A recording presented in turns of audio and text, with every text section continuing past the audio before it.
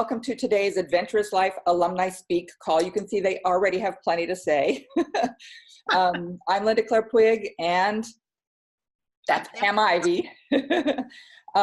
Together, you know, we have 15 years experience traveling all over the world and at the same time running our successful businesses from Vietnam to Argentina to Norway to Italy and dozens of places in between.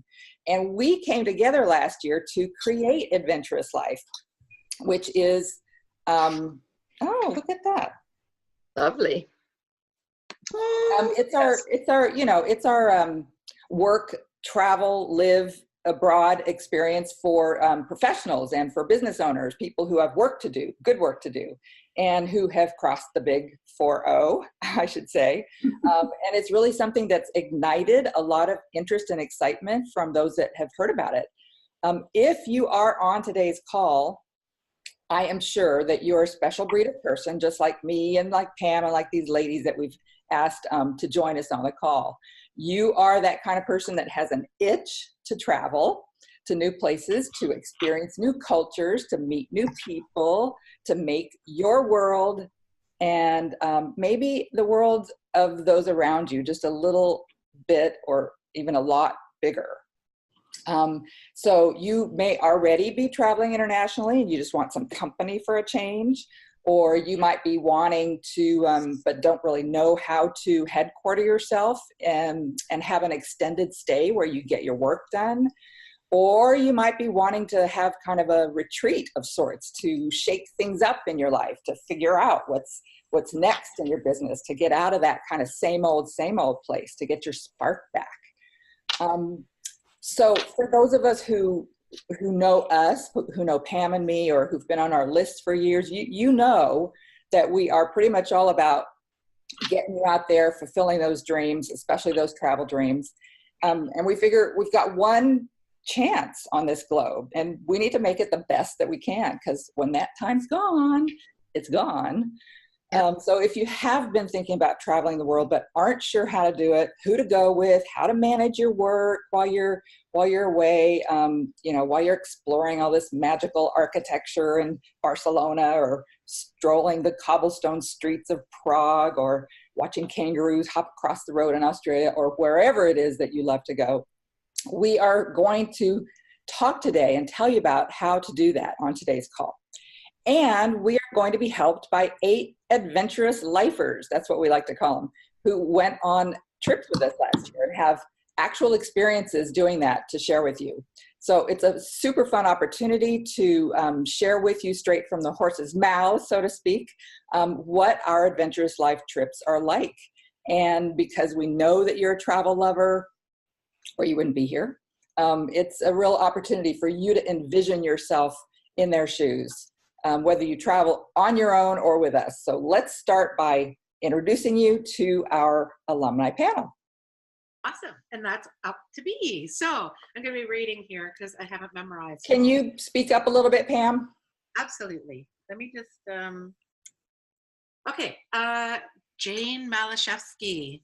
She works with small and medium-sized commercial and government organizations, especially in the technology sector, and provides coaching support for individual leaders and executives to build greater capacity to lead, change, and increase their personal and organizational effectiveness. I still can't hear you very well, darling. Can you do something? Sorry. Everybody else feeling the same way? Yeah. Just take a little distance from the microphone, maybe. Sorry, gals. Hey, guys.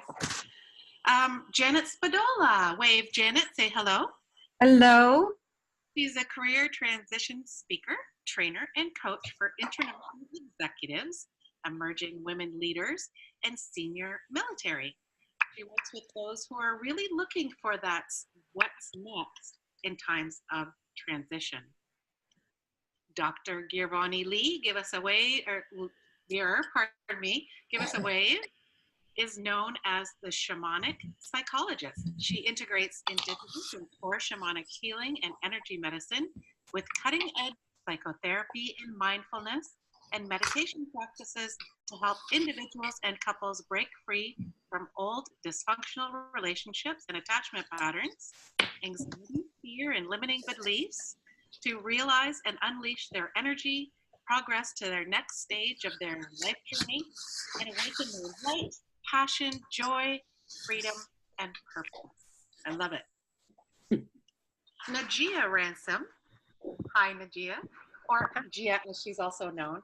She's known as the Chief Money Motivator. She's an award-winning speaker and currency trader. She consistently helps entrepreneurs realize their dreams and desires by increasing their profit and cash flow. With 20 years experience in leading companies and projects, she helps her clients develop a highly refined investment skill using simple systems so that they can make more money and have more free time. Louise Crook. Wave there, Louise. With an S on the end. Louise is a holistic business coach and strategist. She helps heart-centered service professionals in the health and well-being field create a marketing foundation in their business that helps them align and feel in integrity with their marketing practices, as well as being inspired around their chosen strategies so they feel a willingness to take action. Woohoo! We have quite the panel here, I gotta say. And I keep shushing my cat away. She's trying to keyboard. Don't worry about it. She likes you. Give us a wave, Patty. Hi, Patty. Hey. She is known as the Networking CEO. She's an international speaker, author, and business growth strategist. Patty specializes in marketing and business growth strategies and works with small business owners, entrepreneurs, speakers, and authors to attract and convert their ideal clients 24/7 so they can make a bigger impact in the world and even bigger deposits in their bank account. Love it. I don't know if Jane has joined us yet. Yes, she has. Yay. Hi, Jane. Give us a wave. She is known as the sales strategist for the non-salesperson.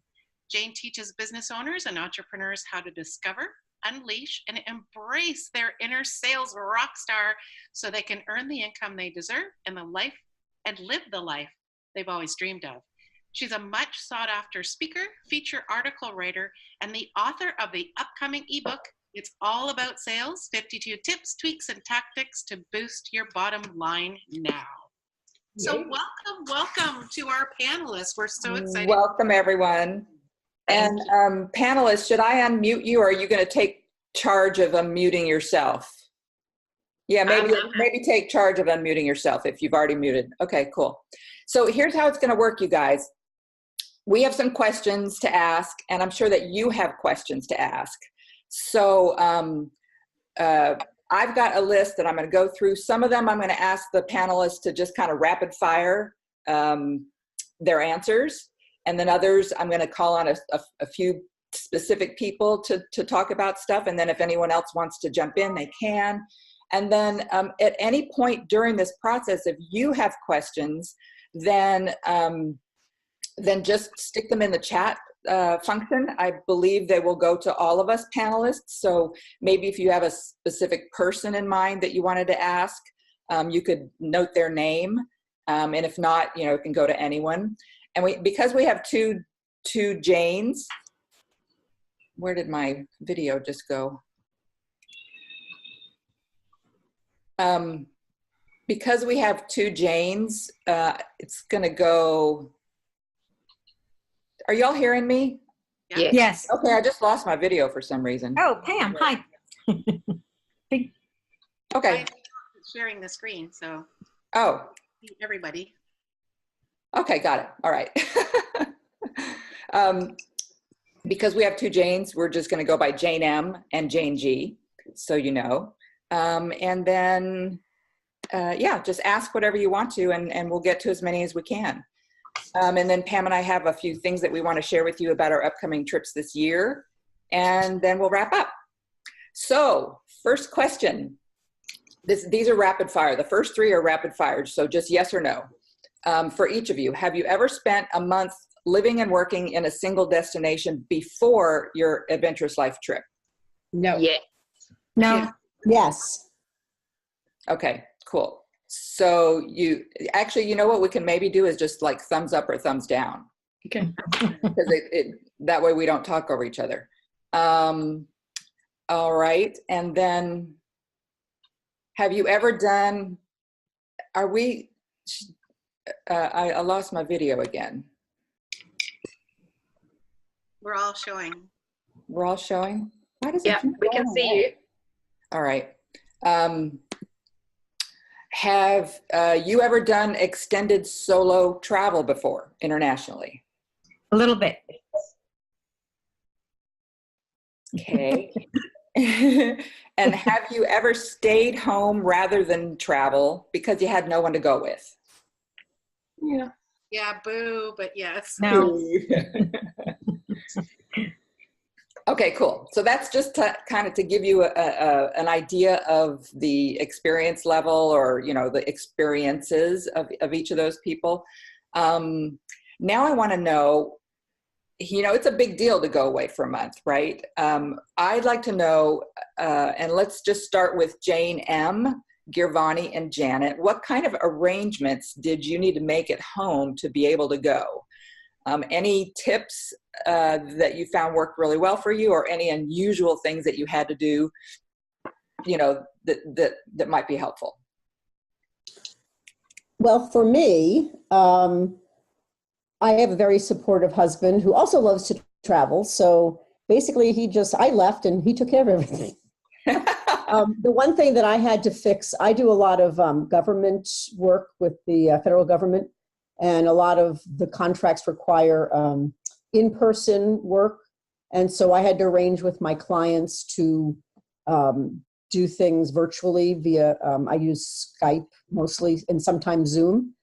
And sometimes we were off our normal schedule because of the time change, but they were really excited about what I was doing, and they were more interested in what I was doing in Portugal than what we were supposed to be doing on the call. So I just had to, I had to let them know and make some little arrangements on that. And anything else? No? Okay. For me, it was packing up, because I was moving. So I was giving up my home base after 30 years in the same area in DC. So I was figuring out, how am I going to work that? And a couple of the challenges that I came up with really, what had to do with my car. What do I do with my car? Where do I leave that? Do I hang on to it and let it go? And so I kept that. And some of it was also, what was my legal address going to be, and worked that out, had a legal address. But little things that kind of at the last minute came up. And then how to just stay connected with individuals with the time difference. Kind of like Jane, when you have clients or you have calls or conference calls that they have at 6 o'clock at night, and our time is 12. So that was a challenge, which meant you just have to leave the restaurant, you know, by 11:30, right? To make sure you got home for your calls. Jane did a great job of that. So those are a few little things, but nothing that became a serious problem. Just I was curious, and I don't know the answer to this, Janet. How did you do your mail? Like, whatever mail was going to be coming to you, what did you do with that? I had someone else who was in this same building that I had lived in. I just switched the apartment to her unit. But most of the things that I did was do it so I was as paperless as possible, and just made sure I did that. Yeah. I know for me, one of the things that I've done is to forward my personal mail to my business mailbox during the months that I'm gone, and then have it stop when I come back. And that's worked out really well, because all of the junk mail doesn't get forwarded. So I would come home to a nice little, you know, just a few slots of envelopes. And the other workaround for me was, I have a part-time virtual assistant who really could kick in if there were anything personal or business-wise that popped up that I couldn't take care of, mostly because of the time difference. Cool. For me, my private clients, I put most of them on hold. I said, I'm taking a month off. But I've had many years of training them to allow me to take vacations. And I screen clients. I don't take clients who can't tolerate me going away, because I do travel. I also have a consulting job that's primarily online, and I had to make arrangements to do that a little bit differently. And the time difference between Bali and the United States is major. I did have to set up a couple of meetings where it was, 9 o'clock for me and it was 5 in the morning for them. Happened to be some of these people are very early risers, so that worked out. So I had to do that. In terms of, I would say the biggest issue for me was pet care in some ways. And I fortuitously stumbled into a woman whose daughter lives a block and a half from me, and she loves to spend time with her grandkids. And she basically came and stayed in my house and took care of my cat. And it was just an even trade. So I did have to pay my rent when I was gone, but everything was taken care of as far as that went. I think I put more effort into that than almost any of the others getting things arranged. Yeah. So, Can I add to that, Linda? Yeah. I think one of the things for me was it was a great opportunity to train and to be a teaching moment with your clients, because for me, it was really about training them how to use Dropbox, WhatsApp, and Slack. And then it was being a good example for them too, because a lot of people, it's about lifestyle. So they got to see me live the lifestyle. So I was showing them what they have an opportunity to do too. And at the same time, setting it up how we could still work when I travel and give them the tools to do that. And I think that worked really, really well. Cool. Awesome. Anyone else have any big part of that, getting ready for the trip, making arrangements that they wanted to share? I did. Yeah, go ahead. I usually plan my work schedule a year in advance. So I work 4 weeks and the 5th week off. So my first week on the trip was my week off for my clients, so I could kind of land and get myself together. And then instead of teaching Monday, Tuesday, and Wednesday, I taught everybody on Tuesday. And with the Bali difference, I usually got my work done in the morning. So by the time everybody got dressed, I was ready to play because all my clients were taken care of first thing in the morning. Right. Cool. And in fact, I wanted to point out who traveled with us on which trip. Janet went with us to both Portugal and Rome. Najib went with us to Bali. Patty went with us to Rome. Louise went with us to Bali. Jane went with us to Portugal. Jane M, sorry. And Jane G went with us to Portugal. And then Girvani went with us to Bali. So just so you guys know which trip to connect them to. Those are last year's trips. And Najia and Gia is coming with us again to Sydney. And Louise, Prague or Sydney, we haven't made up our mind yet. Patty, I heard you say Sydney. Jane M, you're coming with us to Prague. And Jane G, you're coming with us to Sydney. So pretty cool. Can I add in just one more thing about the preparation? Yeah. So like most of us do most of our bill paying online and everything, and it works fine. And for most of the end of month bills, that worked well. But for some reason, my gas company and electric company would not, there was a firewall, and they would not allow me to pay via their web, their web service. So I had to make some arrangements that way, calling them and doing that. So you might check before. Even with a VPN, Jane? Did you have? Yes, yeah, with the VPN. Even with the VPN, okay. Yeah, Carol had a problem with that too. For those of you who don't know what a VPN is, it stands for Virtual Private Network. And it's one of the things that we recommend people get regardless of whether you travel or not. You should use it if you ever work in coffee shops. And it's a way of just encrypting any data that gets sent to and from your computer. And so that, bad people can't do bad things with it.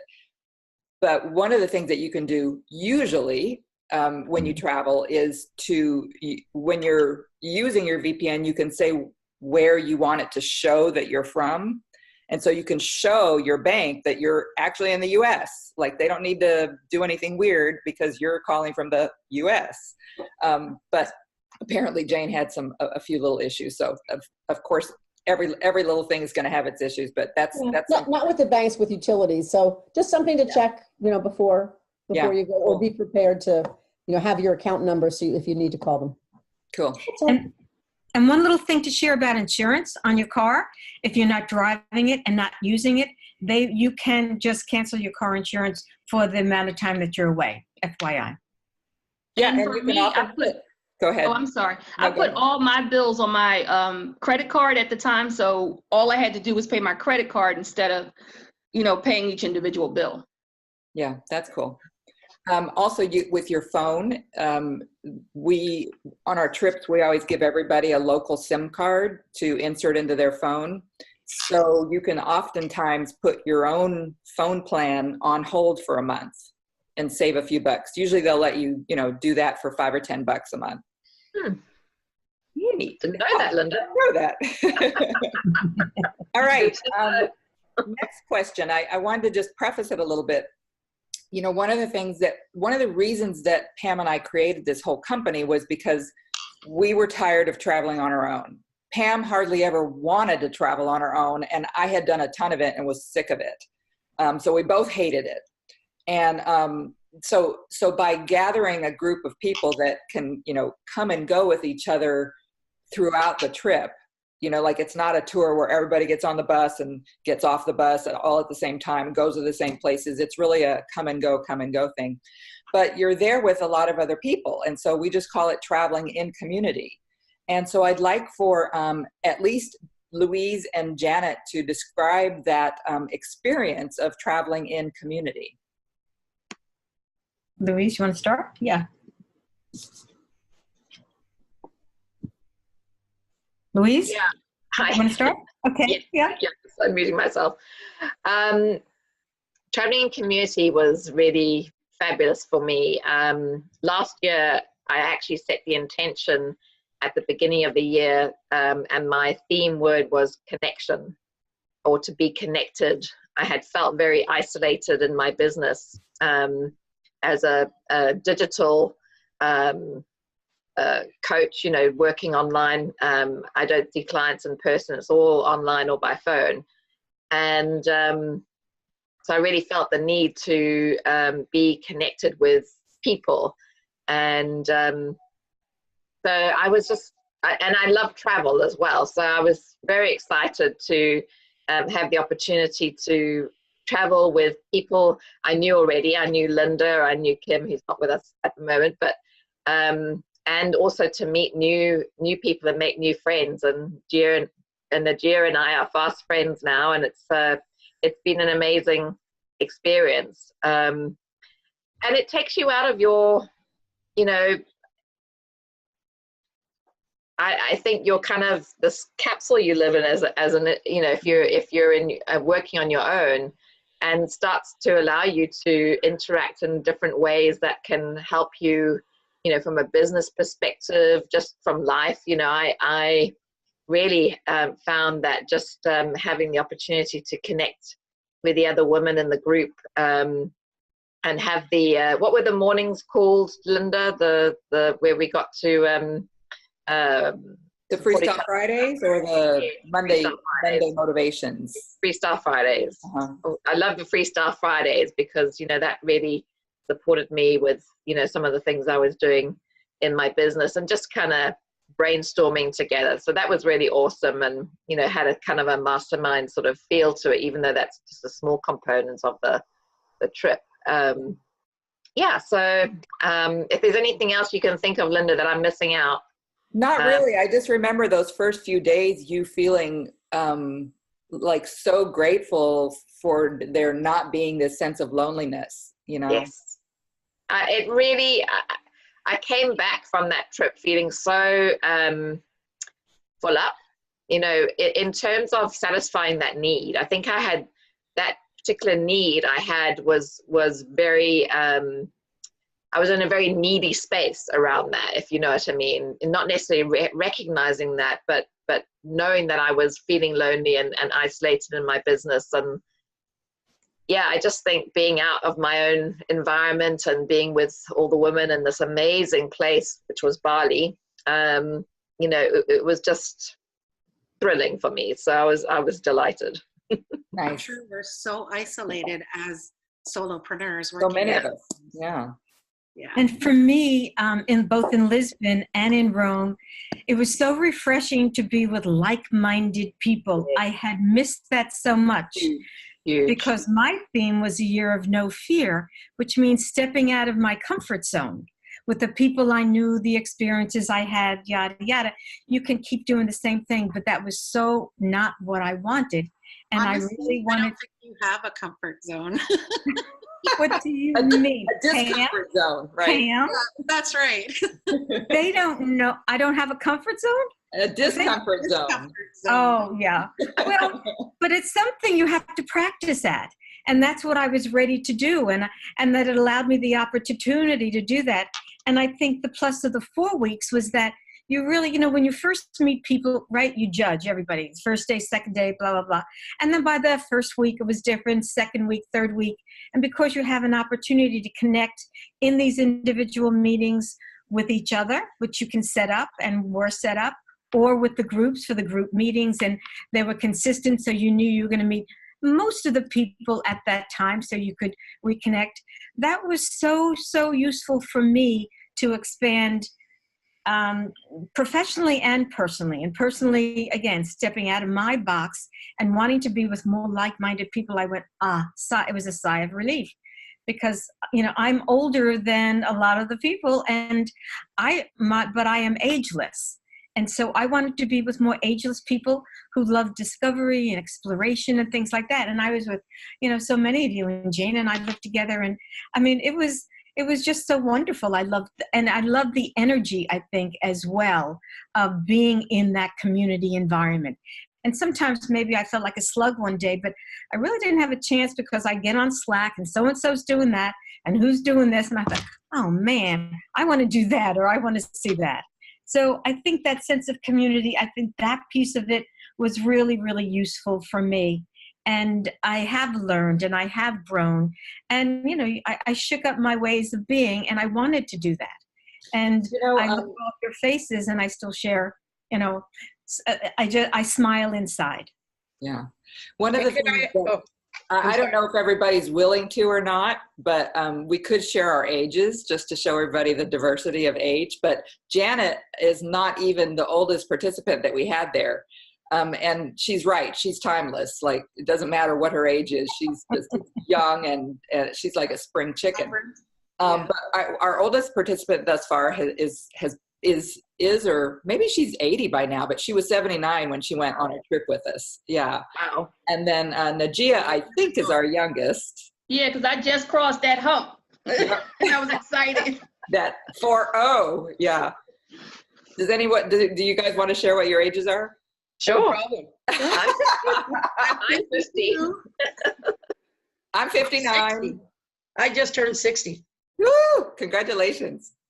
Thank you. But I'm 63. that's exactly right. 49. It was a very We're almost there. okay. No, and I'm 72, but I really am ageless. So please don't quote me on the 72. Quote me. Okay. Can I just add something So to the Linda, can I add to the traveling and community? That one was super important to me. Yeah, and then afterwards, Giovanni. So I think the most important thing I think about that traveling and community for me was 2 words: no compromise. It was like you're gone for a whole month and there was no compromise. I mean, even when you travel with a spouse, I know when I go with my husband, it's like, okay, we go shopping because I want to do that, and then we do this because he wants to do that. I felt like being there was absolutely no compromise because there was enough of us that somebody always wanted to do something. And I mean, I went and had my makeup done with Janet. I went and did things with Terry. I traveled with Terry. I mean, it didn't matter. And even something as simple as dinner, when we were all deciding dinner, somebody wanted to go have this kind of food. Somebody wanted to have this kind of food. And I don't know about the other trips, but in our trip, we kind of found a place that we all met for drinks. And even if we went to dinner with other people, we kind of always met at our place. And you knew when you got done, if you went down there, somebody was going to be there. Right. And then we could talk about what we did that day and stuff. So not ever having to compromise was absolutely a highlight for me. I love that. I had not even considered that as a positive of this experience. You're absolutely right. You can do whatever you want, whenever you want. And the nice thing is you can actually choose to be with people or not, you know. Yeah. That's the beauty of it too. Right? Which I do plenty of times. Giovanni, what were you going to say? I was going to sort of echo the feeling of how nice it was to connect with people, although I see clients in person. They're clients, you know, so I don't have personal relationships with them. And what I've noticed since being back, because I live alone and I see clients and I spend a lot of time doing that in work, that I have missed the ability to just say, who wants to go to dinner? Or where are you going for lunch? Or, oh, I found this cool thing to do. And, you know, sending these messages. And so there was such a nice flow of moving in and out. And we'll probably get to this later. I did this as a writing retreat. So I spent time alone writing and working. And when I was done, I could just put out a message on Slack and there was somebody available. Like a ready friend. Right, it was great. And of course, people were around and, you know, the people around are super busy. So that was great to have availability. I'm going to move on because we started our thing late. You know, I don't want us to go too long. I think what we're going to end up doing is we'll probably end at in another 45 minutes. So at the bottom of the hour. I think, Pam, you suggested it was an hour and a half. So I think we can make that. Oh yeah, perfect segue, Giovanni. Describe how you used Slack to organize your travel experiences within the group with your fellow participants. Yes, I kind of got the reputation as someone who was always finding restaurants, always finding an activity to do, saying, well, let's go here and do this, let's go see this temple, let's go do this, you know, and certainly other people did too, but I was putting things out on Slack all the time. Yeah. So let's just stop for a second and tell people what Slack is. Slack is the tool that we use for our communicating with each other. And that's why we have SIM cards that we give everyone, because we want to make sure you have access to your phone and data anywhere you are in that local area. So with the Slack tool, you can have different channels. They're called channels, and that's just basically topic. So we had a food topic, we had a things to do topic, we had sightseeing, which was kind of slightly different. We had Freestyle Friday topics. Food. Yeah, and food. Shopping. Yeah, and we had a shopping channel in Bali, yeah. I'd never used Slack before, and it was pretty easy to learn. For me, and did work really, really well, and was a great way to sort of find people and organize things. And so all of a sudden a message shows up on your on Slack on your phone on the food channel, and it's Giovanni saying, "Hey, you know, found this great little out of the way place. It's in a hut. Let's go." That's a bit inside, isn't it? And then Pam would say, "Ew, no, that sounds awful." I do eat like a 12-year-old. However, we did find a really good Greek restaurant. There was a lot of good food in Bali. It was amazing. And if I'm saying it, that's something.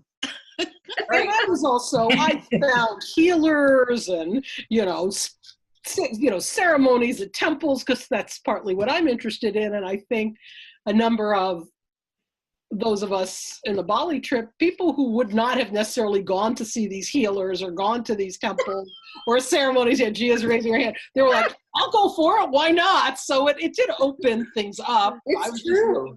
That's true. Like half of those things that you posted, Giovanni, in particular, I would not have thought to do. I would have not, even no matter how much research I had done in advance, I wouldn't have thought to go in that direction. So that's another cool thing about the community experience, is that there's more options that you might not have thought of.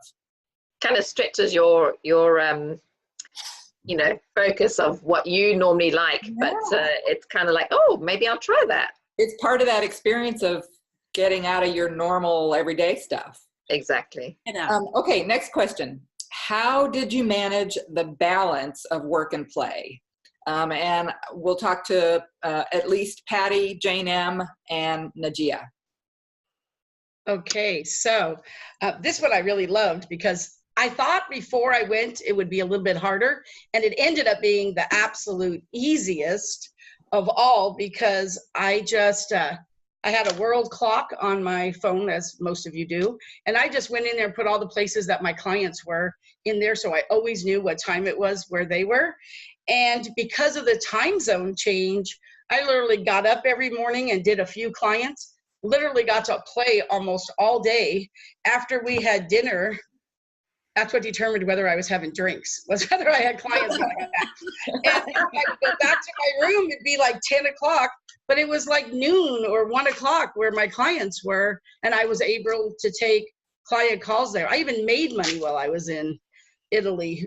So I think being able to just use that was really good. And then the co-working spaces and Freestyle Friday and those things, that actually kept you grounded to do work during those times. So you kind of didn't kind of get away, but being able to do it in the morning, at night, it was the easiest thing probably of everything, I thought. Cool. How about you, Jane M? Yeah, I have to echo that. I mean, the flexibility was great, and so you're doing stuff kind of off the normal hours. The co-working space really allows you to be focused when you need to work. You go down there, and that's kind of my work time, my 3 or 4 hours.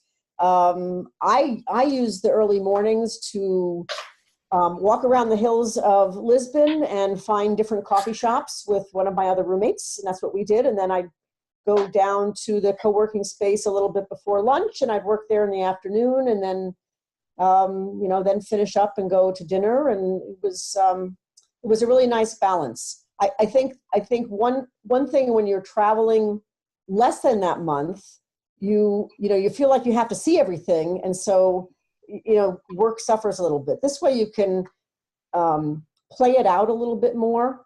And actually I found by the end of that, toward the end of that 4 weeks, I wish I had 2 more weeks because there was so much to do, and I was like so in the groove with working, and the people that I worked with were so excited to hear about what I was doing.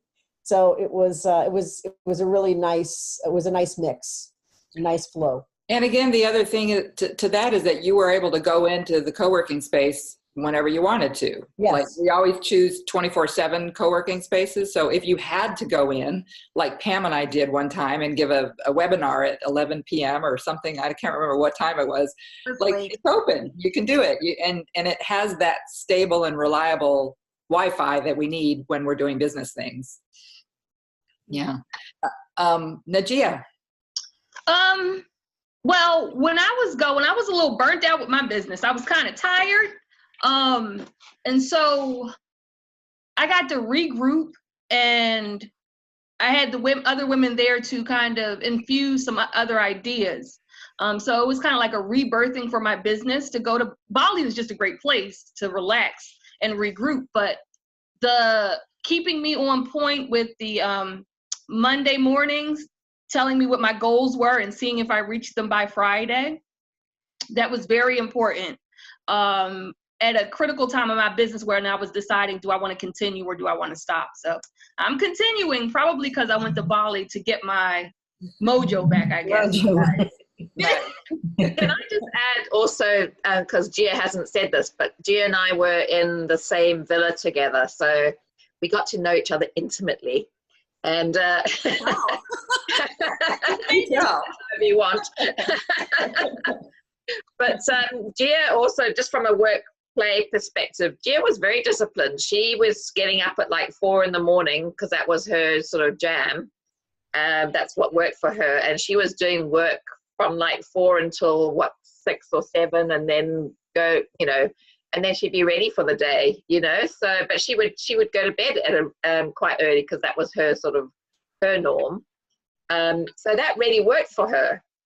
So I just wanted to say that, that was huge too. I was very impressed with your, with your discipline around that. Thank you. All right, let's go on to the next question. Okay, this is a rapid fire one. So let me back up a second. So here, one of our features, it seems to me like it's been one of the favorite features of our trips, is something that we call Freestyle Friday.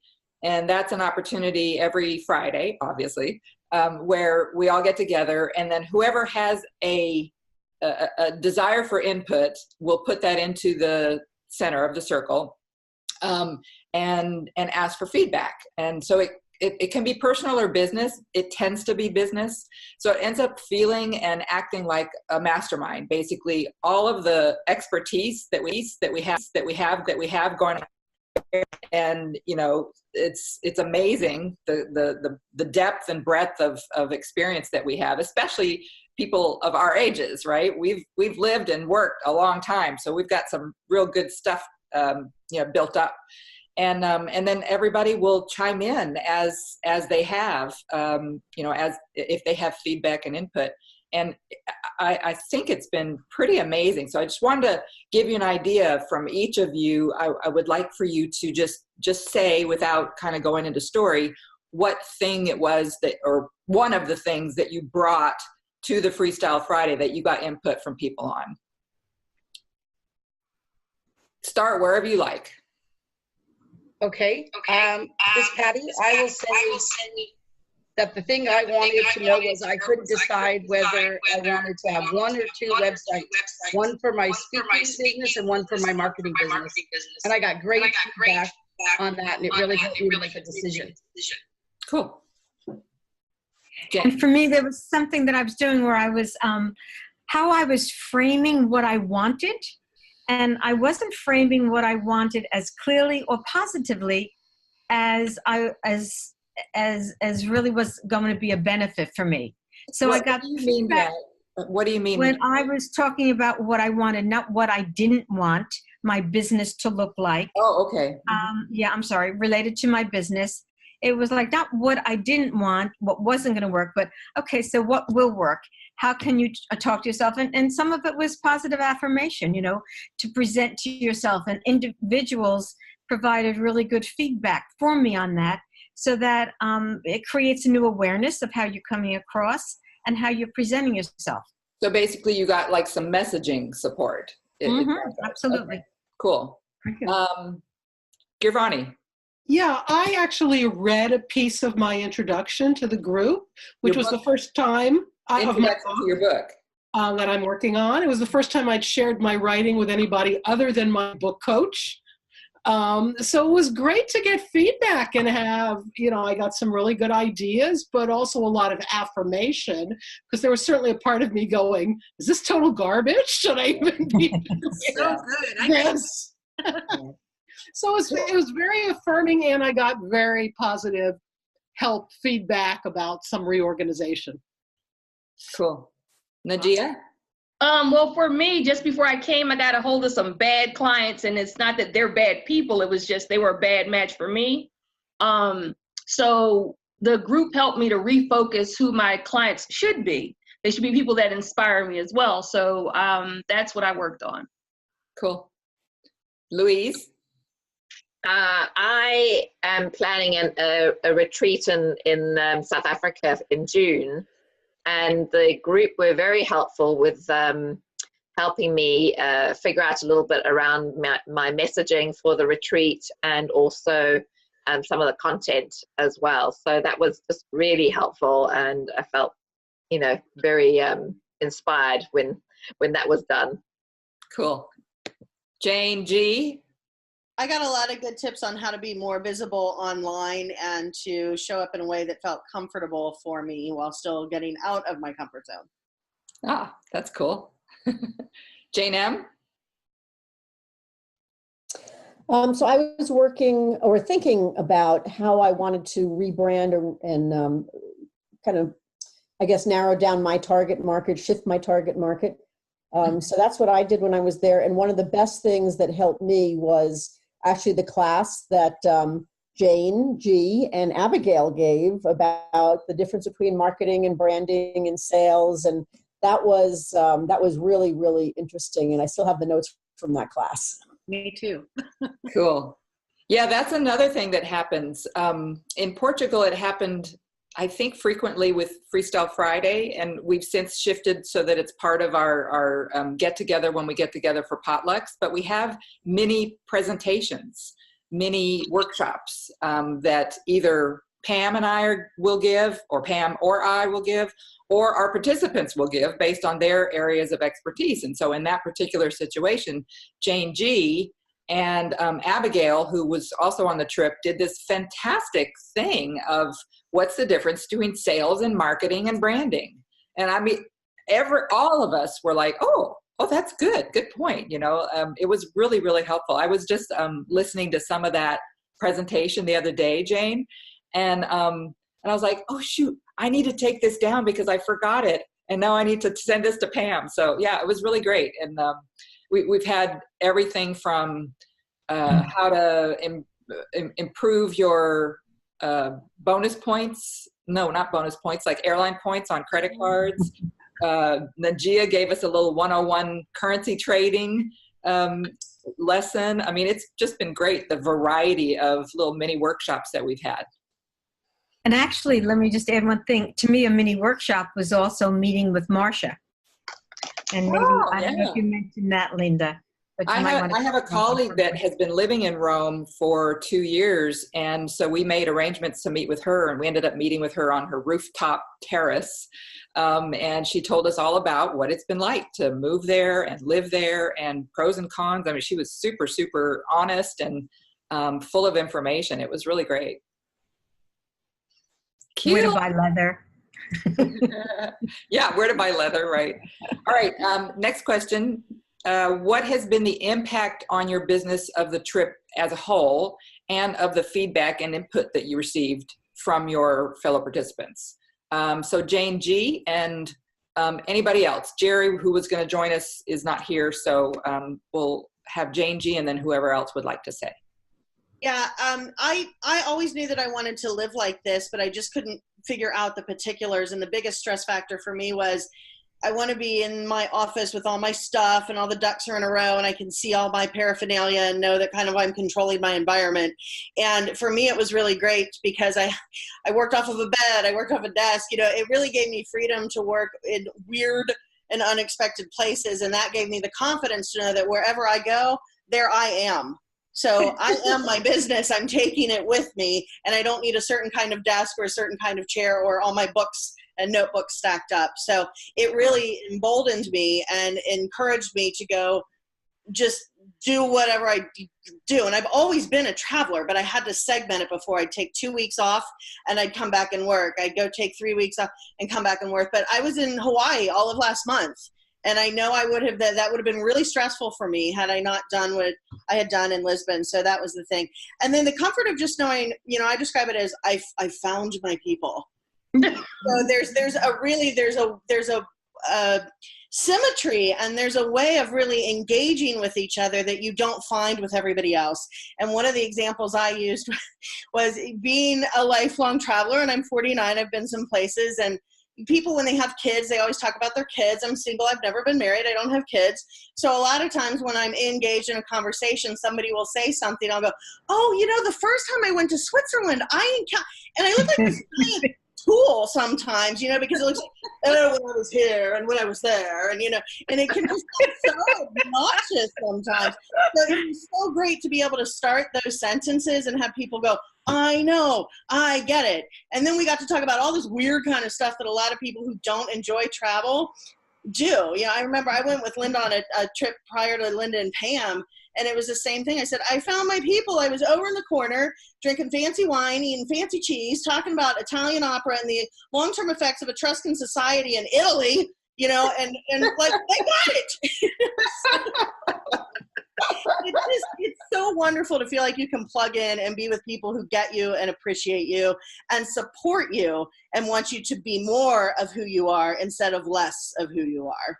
And you know what, Jane, I have to say this, I don't know if you realize this, but ever since that trip, at least since that trip, maybe it's been even 6 months, the last 6 months, one of the things that you worked on in Freestyle Friday was about being comfortable, being visible with all your wonderful travel experiences. Yeah. You have been knocking it out of the park with your newsletters.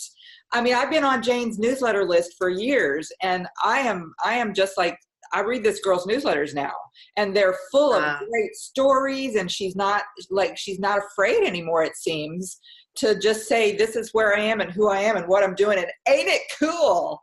Ain't it cool? Instead of like, oh, I'm showing off, which was my fear. So yeah. Wonderful. Anybody else want to add to how the business feedback has impacted their business? Well, Yes, I would love to. I'm just going to reiterate or I guess reinforce Jane's message, because I felt the exact same way. One, I learned to trust myself and not drag along my library of books. So disconnecting from that was important. And also what she said about getting with people that understand you and get you. And I'm also a lifelong traveler, but sometimes I don't say things because I don't want to feel like, oh, well, exactly. So Jane, thank you for sharing that, because I feel, the exact same way about this trip. Jane G had to go, so just that's why she dropped off. Yeah. What I've appreciated doing now, because of the experiences now during the training that I delivered to the military, it's a 3-day workshop. When I start to talk about my trips and travel, which normally I would not discuss, I talk about it, they're like, I want to do that. And I have more people tugging on my coat strings during breaks and after class. I want to do that. How did you do that? So I feel continuing, just like Jane and Jane's were talking about, I find the same thing. I'm opening up a lot more and not afraid of coming across as bragging or boasting, et cetera, but more is to open up people to some new ways of being and new ideas, and having that year of no fear for themselves. All right, moving right along. Thank you, Janet. I don't want everyone to answer this, but just a few of you. I think it's an experience that you all had, but just a few of you answer. So there's this thing that happens midway through the trip, midway through our month-long trip, which most of you went on, that I've called in the emails the big reveal or the big aha that happens. So can you describe what that was for you? That sense of, oh, we still have more time. Yes. Oh. Who wants to go? Anybody? Patty, you can't because you went for 2 weeks. Well, the big aha was, we were in like a small shopping portion of Bali. And my big aha was I should have did some type of trip around, because I didn't leave that area very much. I should have got on a little bus tour or something. And then Pam rented a scooter, and I was like, I should have took scooter lessons, when I first got here. So my big aha was I have to be a little more adventurous in adventurous life, because I was kind of, in my little cubby and I was safe. But yeah, that was my big aha. I need to get a lay of the land first and then kind of do my trip. But you did end up doing the bus tour. I did the bus tour, but I should have did it earlier. But see, that's the beauty of the 4 weeks, is that you still had time to do it. Yeah. Right. So yeah. Anyone else want to talk about that sense of like a expansion? Like, wow. I'll just say that after the 2 weeks, you kind of get that. Like when you first get there, it's like, oh, I got to see everything, and it's really hard to balance the work and the sightseeing and like getting all these experiences. And then about the 2 week point, it kind of settles in where you get into a routine, and you can get your work, and then there's still 2 more weeks to go see all these things that you have on the list. And then around the 3 week point for me, it was like, wow, I don't think 4 weeks is enough time. No, now that I've been away for 4 weeks, why can't I make it 6? Yeah. I figured out I could do it for 4. Maybe I could do it for 6. Cool. And for me, because I had the 2 week experience in Lisbon and then the 4 weeks in Rome, such a difference. I knew it when after the 2 weeks in Lisbon, I said, oh, I need another 2. But my big reveal was after 2 weeks, I remember getting up in the morning and having, going to the cafe, the bar, and having the cappuccino and croccante, and I was skipping to the workspace. And I said, why are you skipping to the workspace? I was just so happy and so happy in that environment. They said, like, Rome felt like velvet on your skin. Well, it did. That was exactly the feeling. And I realized that I had more time. I could breathe. I could let a lot of things assimilate and process, because, you go and you do, and then you get back to your old environment, and then, you find yourself stepping backward. But this way, I could really make a difference in how I wanted to be, as well as how I wanted to do things when I got back. But the two weeks, because then I really felt like a local. And I think that was the cool part of feeling like I really lived in that neighborhood. I knew the people, they knew me. It didn't matter who they were, sweeping streets or, business people. And I just had that, I got to skip to the office day. Sweet. I love that. Skipping to the office. Woo! Okay, quickly, Louise. I was just going to say that at the 2-week mark, it just occurred to me that I had stopped being a tourist at that point, and I was not in the observer space. I was more in the living it as a local space, which I think is a very different experience, and one I loved. Yeah. Jane, Awesome. M, did you raise your hand? No, you were just stretching. Okay. Okay, cool. Last 2 questions. How was, I want you to think back to what you thought the trip was going to be like, and then compare that to what it actually was like for you. What was your imagination, and what was the actual lived experience? And you don't have to all answer it, but and try to keep it short, because we want to make sure we're respectful of people's time. Go ahead, Patty. I would have to say that the biggest thing for me was the thing I was the most nervous about before was my safety and security. That was an issue about going solo. I would have to say that was really nothing to worry about. I mean, I brought the purse that had the lock things, I did that.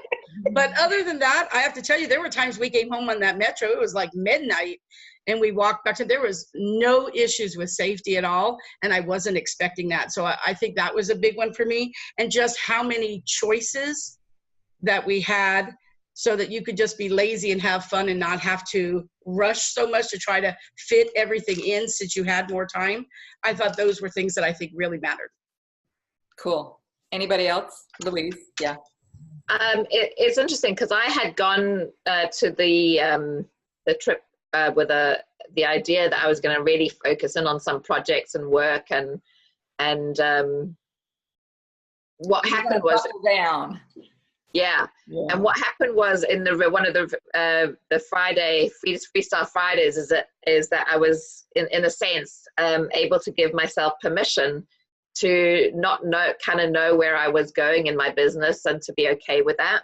And it allowed me to relax quite a lot, and just be okay with being in that space. And what happened was it actually also really helped me to open myself up to other activities that I was excited about. And so I went on a silver smithing workshop.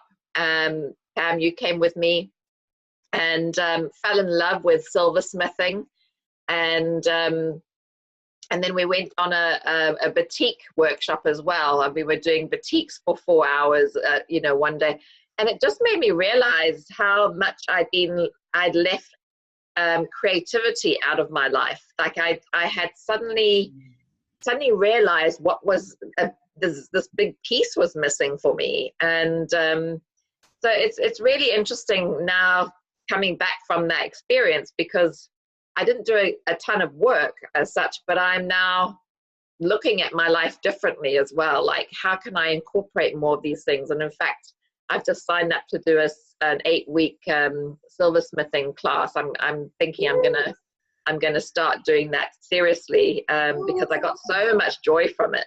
So she made the most amazing ring for her husband. Yes. Oh my God. It was amazing. Thank you. And I'll just say quickly, what was important for me is I didn't realize how foundational the sense of community was for my really relaxing and enjoying the trip. Yes. I didn't understand it until I came back. And of course, what is the difference between that and other trips? And just knowing that you had like-minded people and you could pick up, you can go to dinner. And Linda, you and I went to, the meetup basically. Yeah, right. What's that? And then Ponza, the island. And then to go to this island. But I didn't realize how foundational that was for me being able to explore new things and do other things. Because some of those experiences I wouldn't have had an opportunity to do had I not been in a community environment. And that's little and big things as well. Yeah. Cool. Oh, Jane. Yeah. Oh, Jane has to go. Okay. Real quick, Jane, before you go, can you tell us what was your favorite aspect of the experience and why? Do you have time to tell us that? You can make it a really quick one. Unmute yourself. Yeah. Favorite aspect, the morning walks. One of my roommates loved to get up early, as I do, and we would get up and go walking around the neighborhood, all different places, and find different coffee shops. And we had one that we kind of liked most, but we traveled all over the city in the mornings, sometimes for like 2-hour walks. So you got exercise, you got your coffee, and then you could start work. So that was my favorite part. Nice. Thank you. Thanks, Jane. All right. Louise, what was your favorite aspect of the trip? Yeah, I think that sense of community, of being with like-minded people and connecting with people and doing things with people, and the confirmation that, how much I love travel and that I need to incorporate this into my life and my business as well. Cool. Cool.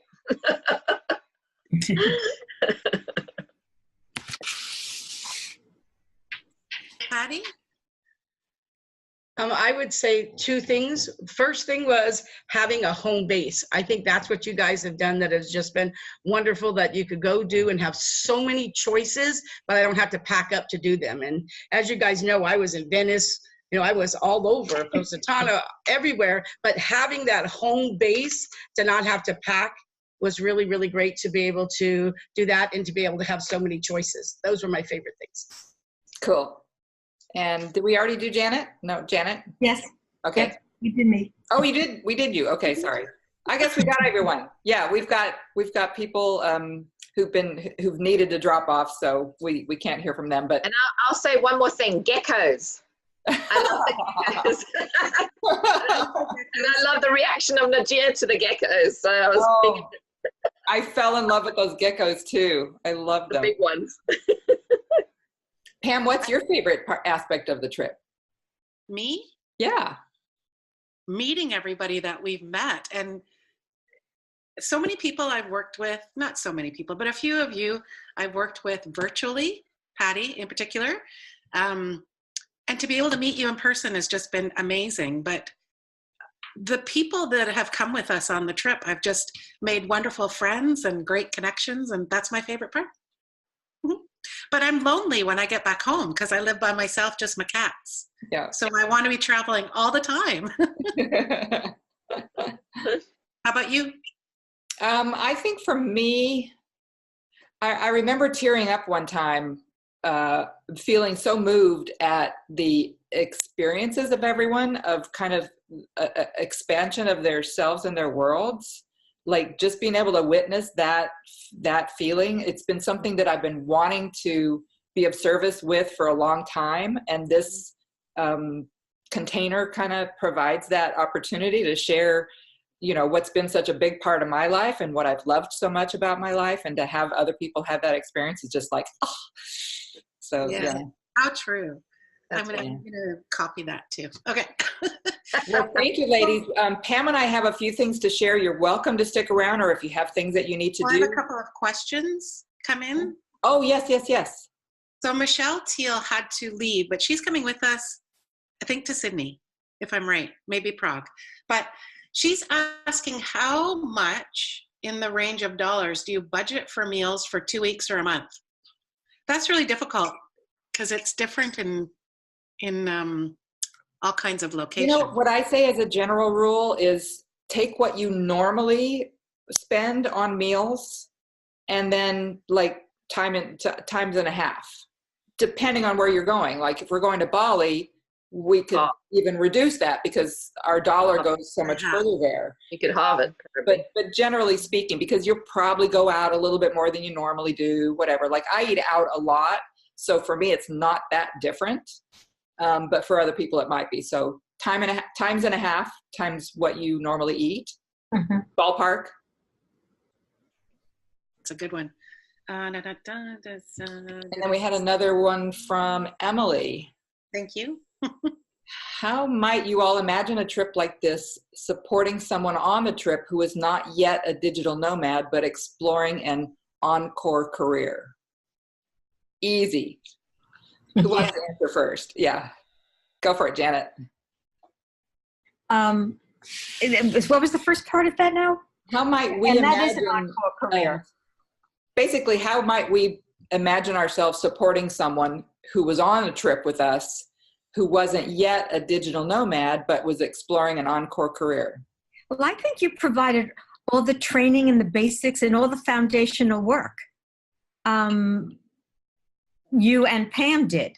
So I say just go and let yourself be open to, because you can't say here's step 1, 2, 3, 4, 5 any more than you've given us all the support, the guidelines, the packet ahead of time. So you're going to be more prepared, I think, than you expect for making that transition. Yeah. And so I say go with that, do some reading ahead of time, but maybe have a little plan for yourself. What would you like to be or do that would be different from where you are now? So you kind of set yourself up for being open to new ideas, new opportunities. I want to answer it myself, and then Louise, it looks like you're champing at the bit too. And Pam too. So first of all, it doesn't matter that you're not already a digital nomad. There are quite a few people on our trips who are not, they don't consider themselves digital nomads at all. And there are several who, especially on our Rome trip, I think, who were considering their encore career, and they were thinking about, okay, if I don't want to be doing this anymore. One was a nurse, one was a pharmacy consultant. I can't remember right now who else. One was a caregiver. Right, that's right. An like a adult caregiver.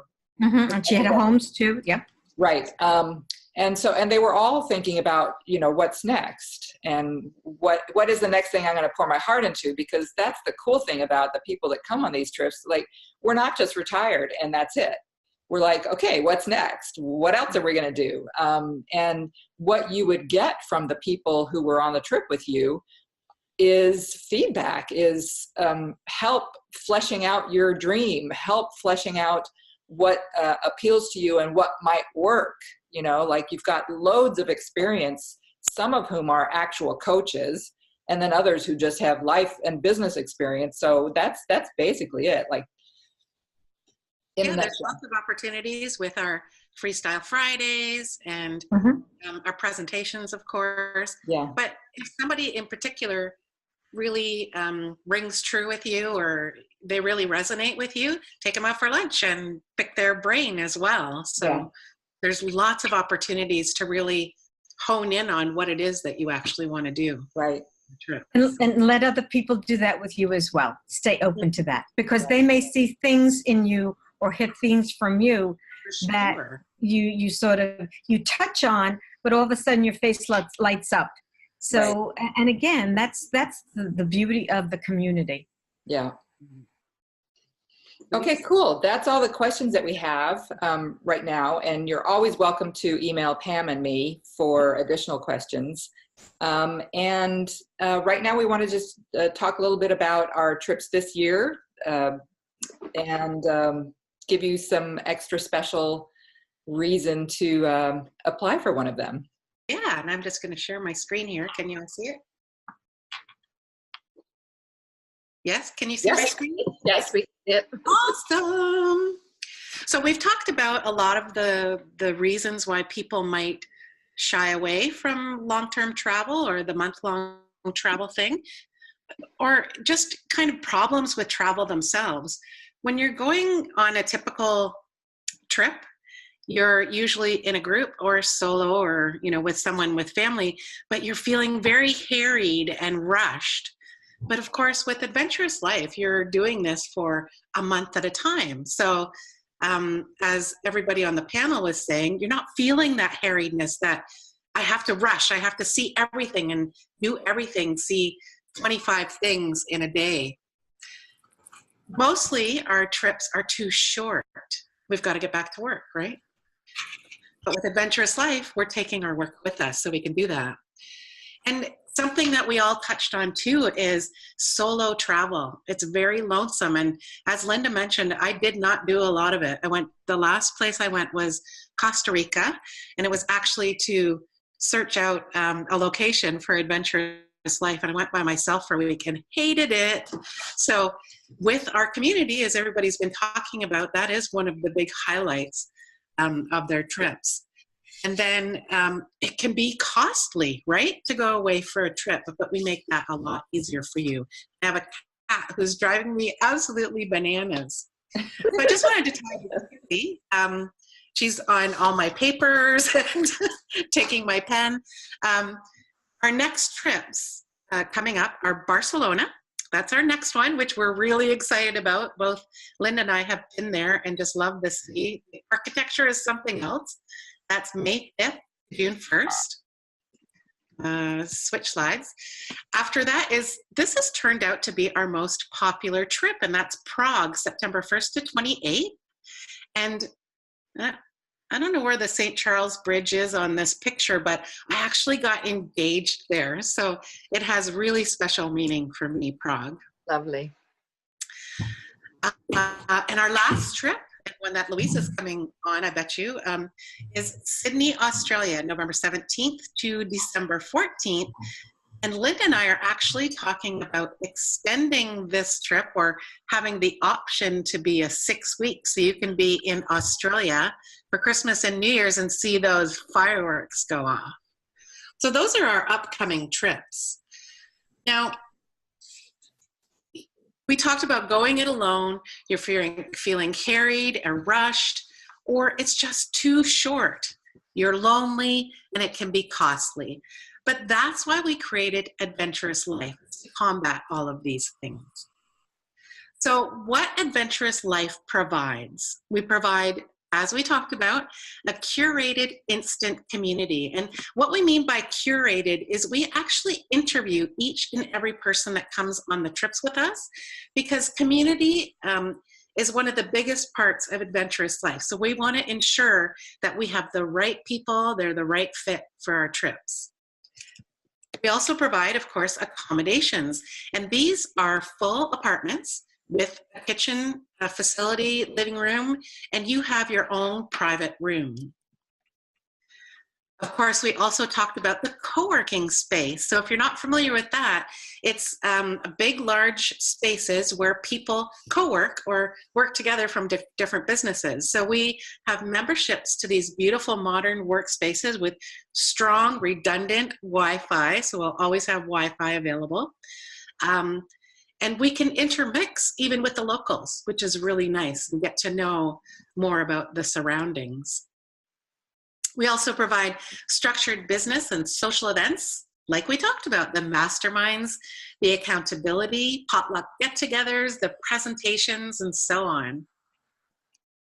We also, we talked about it, those local SIM cards that you can stay connected, to use your maps when you're traveling around, so that you can always stay on to Slack so that you know what everybody's doing and what's the next restaurant you're going to eat at. We also provide a private city tour. So it's usually on the Tuesday. You come in on a Sunday. It's usually on the Tuesday. We'll take the afternoon and we book a private city tour with guide, so that we can get to see all the highlights of the city we're in, so you can decide where you'd like to go back and visit it, really linger and spend some time to get to see the city. We also provide training on a selection of in-demand business topics, and we work with the group to find out what's in demand. We don't just, Linda and I say, okay, we're going to teach this, this, and this. It really is custom or customized for the group. We also provide you with pre-trip information packages and Q&A calls before we go. We want to ensure that you feel really confident when you land on the ground.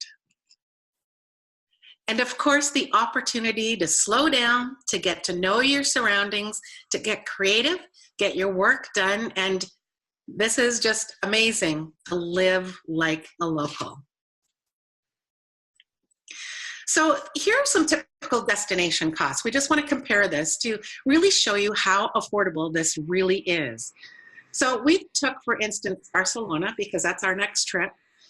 And we looked at the average accommodations cost. It would be about $175 per night in a hotel. So that times 27 nights is how long you would be with us, is $4,700, just your accommodations cost alone. A co-working membership, we have really chosen an amazing co-working space, and Linda's going to tell us a little bit about that coming up, is $300 for the month. A private city tour, it's $100. Your SIM cards are roughly $50. Our learning workshops and presentations, we can totally value at about $400. Our masterminds, we have 4 of them each week. That includes lunch, valued at $900. And 4 goal setting sessions, value that at $200. So that totals $6,650. But of course, that's not all. We include some bonuses just for the people on this webinar if you're listening to the recording. We're going to include an airport transfer so that we're going to get you from the airport to your accommodations. You don't have to think about this or bear the cost. We're also going to pay for your dinner, but with a lovely welcome dinner that we're going to have the first night or the second night that we're all there, so we can get to know each other. Linda has this amazing report called the 25 Best Travel Apps Report, and that's a bonus as well. And I'm throwing in my online marketing sales machine because I really want you to make more money, and that's valued at $800. So our bonuses total $1,130. So the real value, if you had to pay for all of these things on your own, is $7,780. And remember all that you're getting: the community, SIM card, the city tour. Did I say community, your co-working space, your accommodations? So what you'll pay is only $39.97. But wait, you're not going to pay $39.97, of course, because this is a special webinar. I had to do it like that. Oh my God. Oh, wait, there's more. Oh, wait, there's more. Sorry. $1 million. If you apply by this Friday, and I mean, yes, 2 days from now, you're going to save $500. That is not chump change. So you only have to pay $34.97 for any one of our trips. That's Barcelona, Prague, or Sydney. Sorry. I just wanted to add here that we've had people ask, and a few actually sign up, who are couples. We do take men on our trips. They tend to be mostly women these days, but we do also accept men, and we love their energy as well. And so we have several couples, and a couple can come for 1.5 times this single rate. So just FYI. Exactly. And actually, one of the gals that's coming is bringing along her son who's older, and they're sharing a room as well because they're cool with that. So it's 1.5 times the rate. Cool. So this is what you have to do. And You know, because you received the message that our website is down. It's my fault. You don't have to go into it. It doesn't matter, but it should be up very shortly. So right now we're using bit.ly/AL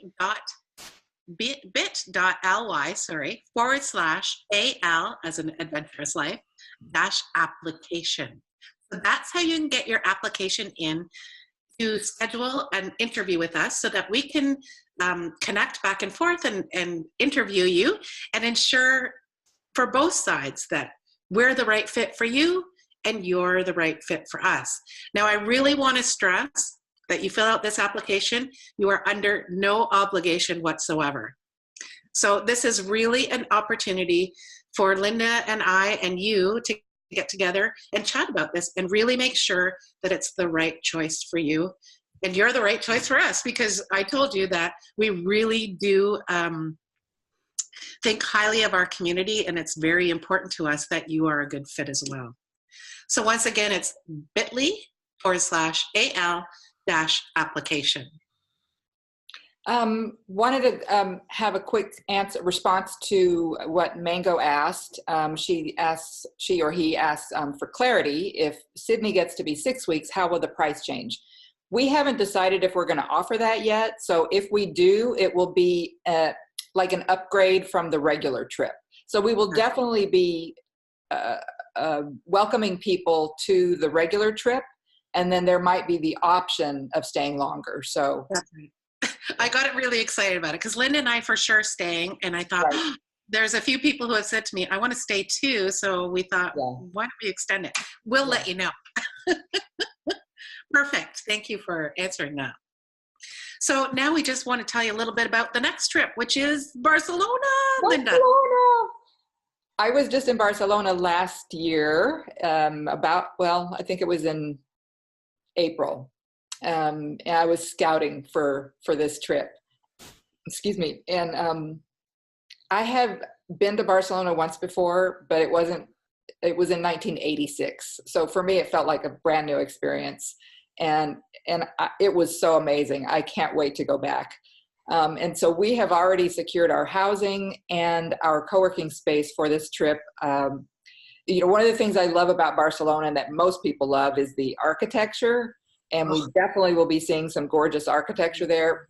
But there's also, and the area that our buildings, our housing is located is kind of right in the heart of all that. It's really well located and is going to be super easy to get anywhere. They have a wonderful metro system and stuff, but we're going to be right in the center of all that's wonderful, at least architecturally and, many other reasons. And it's going to be extremely close, potentially as close as a 5-minute walk from our co-working space. And our co-working space is amazing. I worked there last year while I was scouting out the location. And the inside, they have several floors, and the inside is just very sleek, I think is the way. And Barcelona, in case you guys don't know it, is a happening place in terms of startups and digital entrepreneurs and stuff like that. I actually went to a startup EU conference last year in Barcelona, and it's hot. It is really hot. So you just see this all these people, and there's a hum. You're not really necessarily interacting with them or hearing what they're saying, but you can just feel it. There's a hum that's happening with all these people energized and excited about their project and what they're doing. So whether that's you and you've got a new project that you're working on, or that's you and you just want to be motivated by that kind of feeling, it's a really wonderful place to work. And then the place that I just fell in love with was their rooftop area. So you can see that in one of the photos there. It's spectacular. The view must be amazing. All over the city. And you can go up there and work if you want. We could hold get-togethers up there. I think they have an area for like a bar or, that sort of thing. If you wanted to have drinks up there, it's just fantastic. So that's what we've got already, signed and dotted for our Barcelona trip. The other thing that's going to be advantageous for us is I have a different business, and one of my business partners in that business lives in Barcelona. So we're going to get a lot of insider tips from her, Awesome. for sure. Awesome. And of I course, went to Barcelona last year, and I have to say it was like, I was in visual ecstasy for like 5 days. It was incredible, and it wasn't long enough for sure. I know I have to go back, so I'm kind of jealous that you guys are going there again, because I have to figure out, you know, I'm going to be in England and South Africa when you guys are in Barcelona, but I know you're going to have an amazing fun. Yeah. Yeah. Oh, Mango is Lorna's nickname. Hey, Lorna. Great. Okay, I'll call you Mango.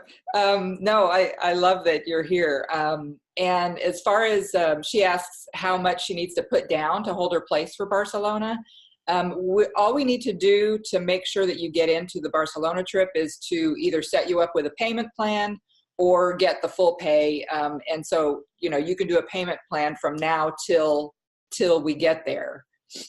So just connect with us. Actually, I'm going to give you a different email address because our website is still down. I'm going to give you a different email address to write me at, and I can give you more details specific to you. So that is Linda at Claire, CLAIRE, communications, plural.com. Linda at clairecommunications.com. and that's a really good point. Of course, there's full pay, but we also partner with PayPal, so we can offer 0 down, 0 monthly payments with 0 interest for 6 months. If for whatever reason PayPal doesn't work for you, we can personally set up something for you. Yeah. So we want to make sure that it's affordable and is doable for everybody.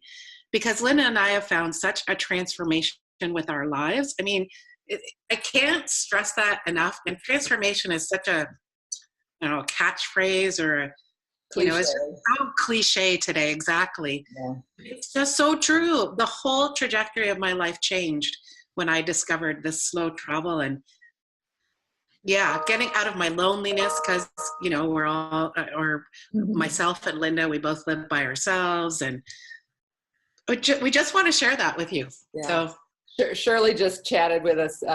She's coming with us to Barcelona, and she says, "I am so excited to go to Barcelona." Yeah, we are too. Can't wait to meet you in person too. Yeah. Linda, did you see that question from Tammy? No. How does the 6 month payment plan work for the trips? How long before do the payments start, etc.? Oh, okay. So maybe I'll just reiterate what Pam said. We have 2 options. The best one for you is one that you arrange yourself through PayPal credit. And if you're able to do that with them, that gives you 6 months of 0 payments. So you don't have to make any payments. You don't get charged any interest, and you don't have to put anything down. And then right before the 6 month period ends, you'll need to have paid up. Otherwise, they'll start charging you interest. And I think the interest might even be like backdated. I'm not positive about that part. But so that gives you 6 months to do all kinds of things and then just pay it off right at the end of the 6 months. If for whatever reason your PayPal credit thing doesn't work, then let us know and we'll put together a private payment plan for you. And we typically will do just a one payment every month as opposed to a deposit and then payments. Sometimes we've had people that want to pay a bigger amount at the beginning and then smaller payments. So, we can just customize it to whatever you need. And that kind of a payment plan would start immediately with the first payment. Mm-hmm. So, come with us. Yeah. Send in your applications. I had changed this, and darn it, but the links are not working right now because our website isn't working. Can you put back to the bit.ly one? There it is. Yeah. I was going forward to find it. So that's how you get your application in. bit.ly/AL-application. We'd love to speak with you if you're interested. There's maybe some things holding you back or were holding you back perhaps before the panel discussion. I'm hoping that a lot of that was alleviated. You know, we talked about costs, about taking care of your pets. There are ways. I have 2 cats, as you know, because they would just drive me crazy during the presentation. I have a girl that comes in every second day. It doesn't cost me a bundle. She charges me, I think, $10 a visit, and plays with my cats, brushes them, and feeds them. I mean, it's so doable. I think I'm trying to say it's so darn doable. Thank you. Yeah. There's almost nothing that we can't help you resolve to make it so that you can come with us. We have a lot of experience doing that. I used to have a dog. You know, like we just have a lot of tips and tricks, both professionally and personally, to help you make this a possibility for yourself. Yes. So any other questions before we wrap up? I know it's been quite the extended webinar today. So thanks everyone.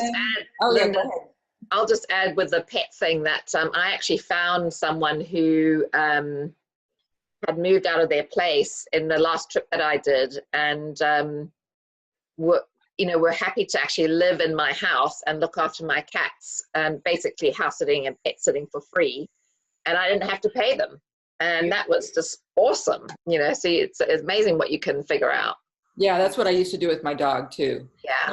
And a lot of people feel like guilty that they're leaving their pets. But what I found was that like when my dog died a couple of years ago, what I discovered is that all the people that had come here and stayed in my house and looked after her, they'd had this amazing opportunity to love her and experience love from her. And we had the experience of being loved by so many different, I mean, literally that was my only criteria. Will you love my dog? Yes. Same for my cat. And gotta love my cats up. Yeah. And so that it was amazing. Oh, beautiful. Awesome. So if you have any other questions, Linda gave you her email address. You can reach me at pam@pamivey.com in the interim. So that's pam@pamivey.com. Hopefully, our fingers are crossed, that website has propagated again across the internet ethers and all that stuff, and we're back up tonight. But in the meantime, please do use those email addresses. Get your applications in. We really want to talk to you. Anything else you want to add, Linda, before we wrap up? I just want to add that we need to see your application by this Friday. So that's right. Let's say Friday at midnight, right? We just want to see your application so that you qualify for that extra $500 off. That's a lot. Yeah. So until next time, thank you all for joining us. Thank you to our panelists. Louise, thank you for sticking around right to the end. Hope to talk to you soon. Bye, everybody. Take care. Happy travels.